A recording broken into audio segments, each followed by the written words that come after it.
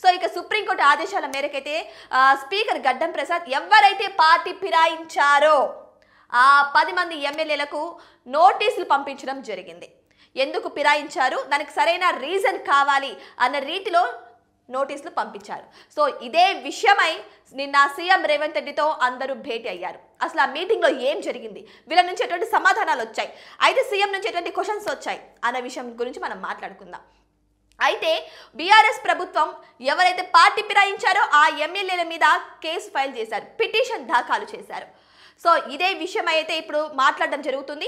Already ఎలాగో గడ్డం ప్రసాద్ అందరికీ నోటీసులు పంపించడం అయితే జరిగింది.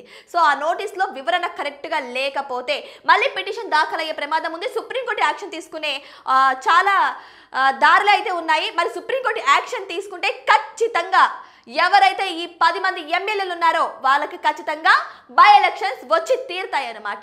సో ఒకవేళ యాక్షన్ తీసుకున్నా వస్తాయి, యాక్షన్ తీసుకోకపోయినా వస్తాయి. ఒకవేళ యాక్షన్ తీసుకోలేదనుకో దీని గురించి ఖచ్చితంగా సుప్రీంకోర్టు సమాధానం అడుగుతుంది కదా. సో ఒకవేళ యాక్షన్ తీసుకున్నా సరే ఈ ఎమ్మెల్యేల దగ్గర నుంచి సరైన వివరణ రాకపోయినా యాక్షన్స్ తీసుకుంటుంది. సో దీన్ని బట్టి చూస్తుంటే ఖచ్చితంగా సుప్రీంకోర్టు దగ్గర నుంచి వీరి మీద అనర్హత వేటు పడే ఛాన్సెస్ 99.9% ఉన్నట్టే తెలుస్తుంది.